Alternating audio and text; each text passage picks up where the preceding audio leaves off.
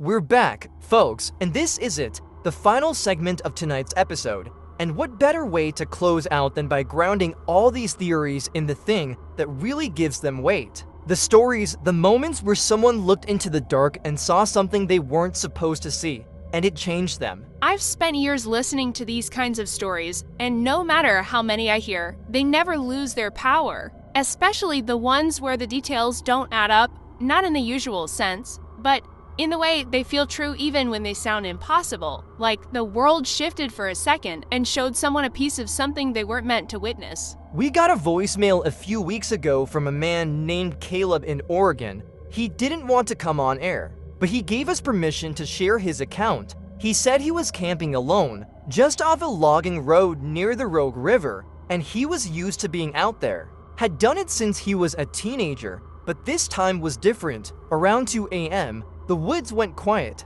Not just quiet, dead, no bugs, no breeze, and then he heard breathing, heavy, raspy, not 10 feet from his tent. That kind of silence is unnatural. The forest doesn't shut down like that unless something's deeply wrong, and breathing that close, that's not a bear rooting around. That's personal, intentional. He said it circled the tent twice, then stopped, and then, and this is what really stayed with me, it mimicked his voice. Just one word, Caleb. But it came from two directions at once, like an echo in stereo. One deep and guttural, the other higher, like a mockery, and he froze, stayed absolutely still until morning. That overlaps with reports I've heard in both Sasquatch and Skinwalker territory. The mimicry, the dual voices, it suggests not just presence, but awareness. A being that knows not just who you are, but how to break your mind open just enough to make you question it. He left that campsite before dawn,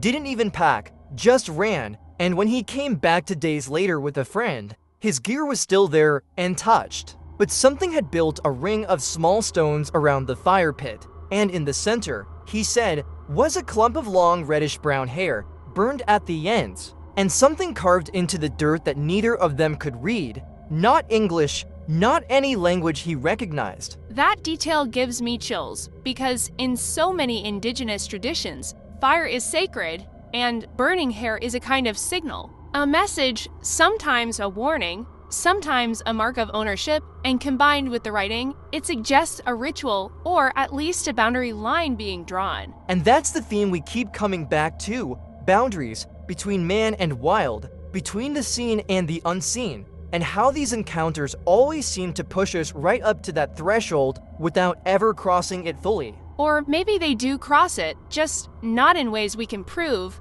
Maybe the moment you hear your name spoken by something that isn't human, something standing just beyond the glow of your fire. That's the crossing, and once you've had that moment, you're never fully on this side of the line again. You see the forest differently after that. You hear it differently. Like the silence means something now, and the snapping of a twig is no longer innocent. And I think that's part of why these stories matter, not just because they scare us, but because they reconnect us with an ancient truth that we are not the apex, that something older, bigger, more primal still walks beside us, maybe even watches us. So here's what I'll say to all of you listening out there tonight. Next time you're hiking or camping, or even just driving down a tree-lined back road, and you feel something watching you, something tall, something silent, something waiting, trust that feeling, because maybe you've just stepped into its domain. And if you do, remember this, don't speak its name,